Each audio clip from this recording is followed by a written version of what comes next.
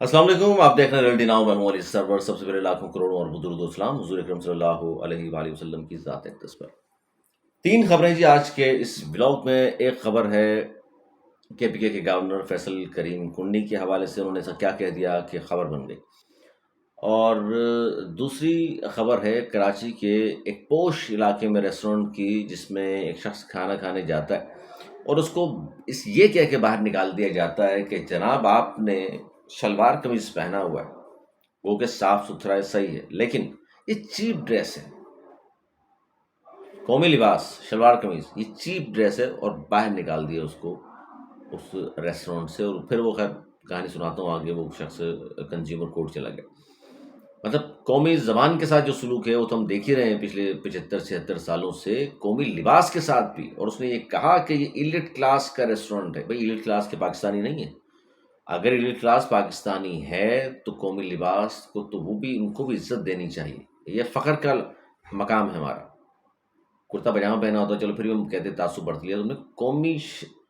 مطلب یہ چیزیں قومی زبان کے ساتھ تو تعصب برتا بہت سارے لوگوں نے، اب قومی لباس کے ساتھ یہ چیز شروع ہو گئی، جو کہ وزیر اعظم بھی پہنتے ہیں، جو چیف جسٹس آف پاکستان بھی پہنتے ہیں، جو بہت سارے لوگ، ظاہر ہے لاکھوں کروڑوں کی تعداد ہے جو شلوار قمیض پہنتی ہے۔ اور اس میں یہ نہیں ہے کہ کہہ سکتے آپ کہ یہ اردو بولنے والے پہنتے ہیں اس لیے وہ نہیں، یہ پورا پاکستان پہنتا بھی ہے، اور یہ ہمارا کلچر ہے، اور یہ ہمارا قومی لباس ہے۔ اس کے باوجود اس نے ایسا کیوں کہا؟ بتاتا ہوں ریسٹورینٹ کہاں پر ہے، کس کا ہے، اور اس شخص کے ساتھ ایسا کیوں ہوا۔ اور خبر دینی ہے آپ کو بانی متحدہ کے حوالے سے کہ ان کی طبیعت شدید ناساز، بانی متحدہ کی طبیعت شدید ناساز۔ اب کیا خبر آئی ہے وہ بھی آپ کے سامنے میں رکھ دیتا ہوں، کیونکہ بہت ساری چیزیں ہیں اس پر چل رہی ہیں۔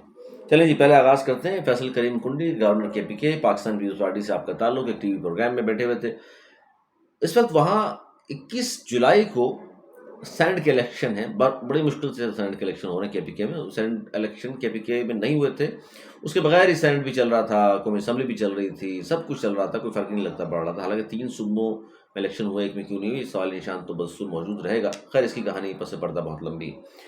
ہوا یہ کہ جناب انہوں نے ایک ٹی وی پروگرام میں شرکت کی، جو مخصوص رشتے ملی ہیں جو پی ٹی آئی کے تو نہیں مل رہی، ان کی پارٹی کا نام نہیں تھا، تو باقی جماعتوں کو تقسیم کر دی گئی، جسے ہمارے دوست کہتے ہیں جی مال غنیمت۔ تو وہ جو تقسیم ہوئی اس کے لحاظ سے 3 سیٹیں بنتی ہیں، اور پاکستان پیپلز پارٹی یا اس صوبے کے حوالے سے۔ اب اس میں ان سے یہ پوچھا گیا کہ جناب کتنی سیٹیں نکال لیں گے آپ؟ اینکر نے تو اس لیے پوچھا کہ وہ کہیں گے جی کوشش ہے کہ 3 سیٹیں کم از کم ہم نکال لیں، اتنے ووٹ بنتے ہیں ہمارے۔ اس نے حیران کر دیا کنڈی صاحب نے یہ کہہ کر کہ 5 سیٹیں ہم نکالیں گے۔ اس نے کہا 5 سیٹیں، اتنے تو ووٹ ہی نہیں ہے آپ کے، اتنے ووٹ کہاں سے آئیں گے کہ 5 آپ نکال لیں گے سیٹیں؟ انہوں نے کہا فرشتے ووٹ ڈالیں گے۔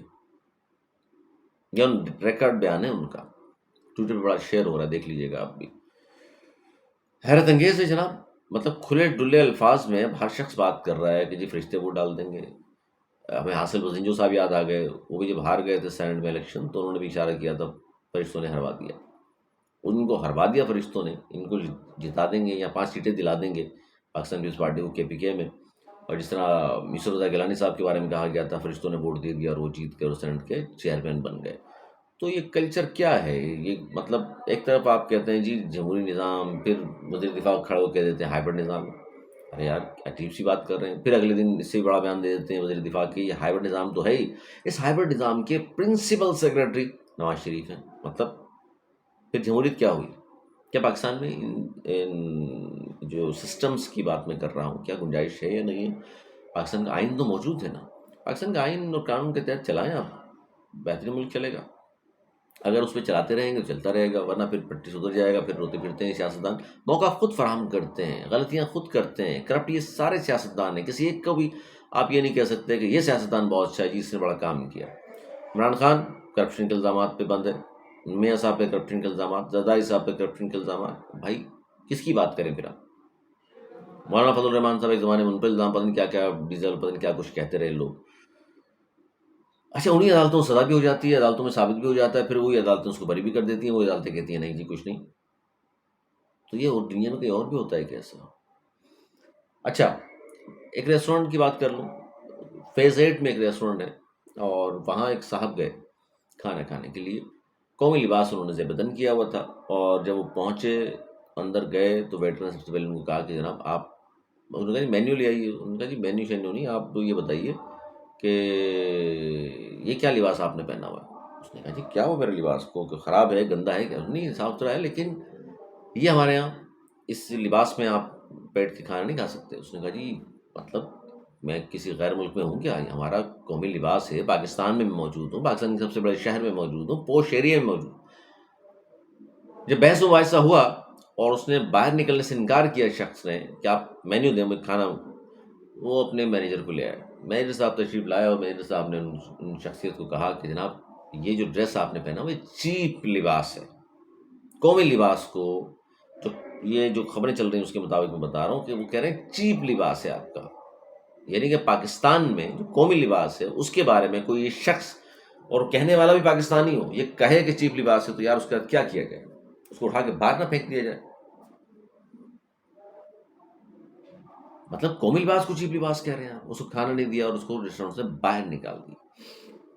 جن کو نکالا ان کا نام عبداللطیف ہے، اور پھر وہ بعد میں کنزیومر کورٹ چلے گئے وہ کہ جی میرے ساتھ بڑی ناانصافی ہوئی، بات صحیح ہے، ناانصافی ہوئی، اگر اسی طرح پورا واقعہ جس طرح سنایا گیا ہے مینوں نے، اگر اس طرح ہے تو واقعی زیادتی ہے۔ قومی لباس کو بھی آپ تحقیر سمجھ رہے ہیں، اور یہ کہا مینیجر نے کہ یہ ریسٹورینٹ ایلیٹ کلاس کا ہے، یہ ایلیٹ کلاس ہم پہ ہی راج کر رہی ہے نا، پاکستانیوں پہ راج کر رہی ہے نا، غریب متوسط لوور مڈل کلاس طبقے پر ہی راج کر رہی ہے نا، ٹیکس سب سے زیادہ ہم ہی تو دیتے ہیں، ان کے تو علاج بھی باہر ہوتے ہیں، ان کی تو اولادیں ہی باہر ہوتی ہیں، بھائی ہمیں نے مرنا ہے، ہم نے یہاں رہنا ہے، ہم نے جدوجہد کرنی ہے اس ملک کے لیے، ہمیں اس ملک کی ترقی کے لیے جدوجہد کرنی ہے، آپ تو پیسے بٹورتے ہیں باہر چلے جاتے ہیں، اور آپ قومی لباس پہن کر کوئی اس ریسٹورینٹ میں آ جائے جہاں یہ ایلیٹ کلاس جاتی ہے کھانا کھانے، کوئی شخص چلا جائے تو اس کو چیپ لباس کہہ کر باہر نکال دیں آپ، کہیں کہ اس لباس کی بھی توہین ہے، ہمارے کلچر کی بھی توہین ہے، جس طرح کچھ لوگ ہماری قومی زبان کی توہین کرتے ہیں، حالانکہ سپریم کورٹ آف پاکستان کا فیصلہ موجود ہے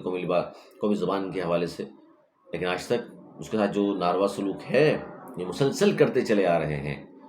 اور اچھا، قومی زبان ظاہر قاعدہ محمد علی نے قرار دی تھی، پاکستان قومی لباس ہے، اس پر کوئی شخص کیسے کہہ سکتا ہے یار؟ پھر یہ ہمارے جو اوتھ اٹھانے جاتے ہیں، اوتھ سیریمنی جو ہوتی ہے، اس میں چیف جسٹس آف پاکستان، اس میں صدر پاکستان، وزیر اعظم، تمام لوگ، اور بیشتر لوگ قومی اسمبلی، صوبائی اسمبلی میں شلوار قمیض پہنے ہوتے ہیں، تو یہ ایلیٹ کلاس کو کیا یہ پتہ نہیں ان باتوں کا؟ کسی اور ملک سے آئے ہیں وہ؟ مطلب یہ انتہائی تحقیر آمیز، ذلت آمیز، انتہائی شرمناک الفاظ ادا کیے ہیں اس شخص نے۔ میں سمجھتا ہوں اس پر کورٹ کو ایکشن لینا چاہیے، حکومت وقت کو ایکشن لینا چاہیے کہ کس طرح کی بات وہ کر رہے ہیں پاکستان میں رہتے ہوئے، اپنے لباس پر، اپنی زبان پر ہر شخص کو دنیا میں فخر کرتے ہیں، ہمارے یہاں اس طرح کے لوگ بھی موجود ہیں، حیرت انگیز ہے۔ اچھا، تیسری خبر کی طرف آ جاتے ہیں جی۔ بانی متحدہ جنہوں نے اے پی میں سو بنائی 1978 میں، 1984 میں ایم کیو ایم مہاجر کو موومنٹ بنائی، جس میں اس زمانے میں یہ سب ساتھ تھے، آفاق احمد صاحب بھی، عامر خان صاحب بھی، اور ڈاکٹر فاروق ستار صاحب، اس زمانے میں عظیم احمد طارق صاحب، سلیم حیدر صاحب، بہت سارے جو نام پرانے میں اگر بھول جاؤں کسی کا، سلیم شہزاد، عمران فاروق، دیگر لوگ، اور یہ نوجوان تھے سب، انہوں نے ایک سیاسی جماعت بنائی، جس طرح انہوں نے آغاز کیا تھا یونیورسٹی سے، کراچی یونیورسٹی میں طلبہ تنظیم کی بنیاد رکھی تھی ابھی مسو کی، تو یہ 84 میں جب بنائی انہوں نے، تو اس میں پڑھے لکھے لوگ تھے سارے، اردو بولنے والے، اور انہوں نے پھر جو اس ملک کو اس ملک کے نظام کو تبدیل کرنے کی کوشش کی، اور فوری بڑی مقبولیت انہوں نے حاصل کی، بانی متحدہ نے، ان کے لوگوں نے، ان کی جماعت نے، اور ہم نے دیکھا کہ پھر کس طرح 88 میں وہ جیتے ہیں۔ اس سے پہلے بلدیاتی الیکشن ہوئے تو فاروق ستار صاحب کو جب چنا گیا، نام دیا بانی متحدہ نے ان کا،